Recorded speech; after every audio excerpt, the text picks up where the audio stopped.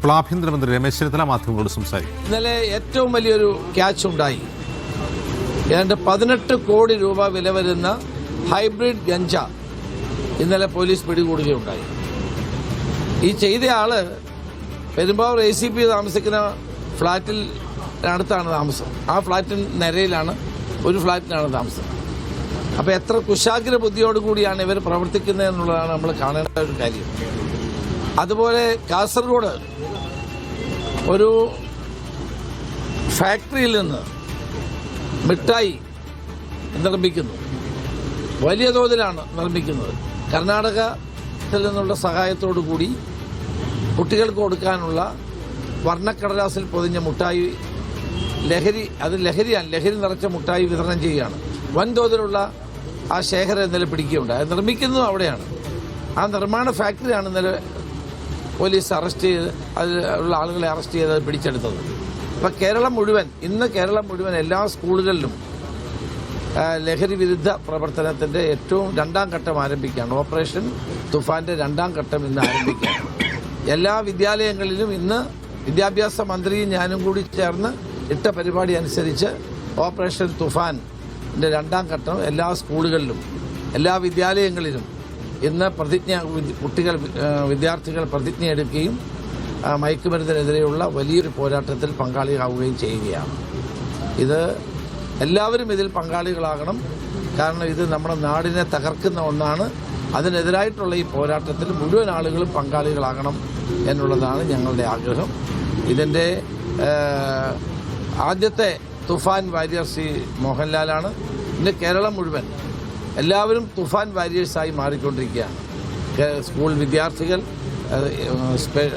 Student police കേഡറ്റുകൾ, NCC എല്ലാവരും ഈ തുഫാൻ വാരിയേഴ്സായി മാറിക്കൊണ്ടിരിക്കുകയാണ്. പത്രപ്രവർത്തകരും തുഫാൻ വാരിയേഴ്സായി മാറണം എന്നാണ് എൻ്റെ അഭിപ്രായം.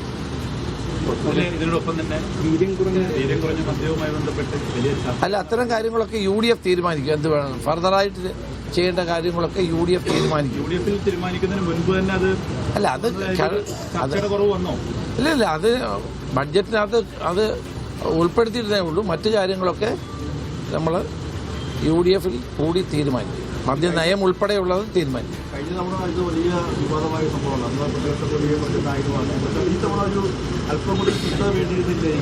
അല്ല, അതല്ലല്ലോ ഇന്നലെ മറുപടി പറഞ്ഞപ്പോൾ മുഖ്യമന്ത്രി തന്നെ അത് വ്യക്തമാക്കിയല്ലോ.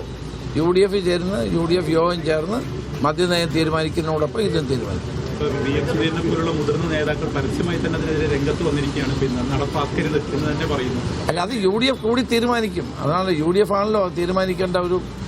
UDF ഗവൺമെന്റിനെ സംബന്ധിച്ചിടത്തോളം നയങ്ങൾ തീരുമാനിക്കേണ്ടത് UDF ആണ്. UDFൽ അക്കാര്യം ചർച്ച ചെയ്ത് തീരുമാനിക്കും.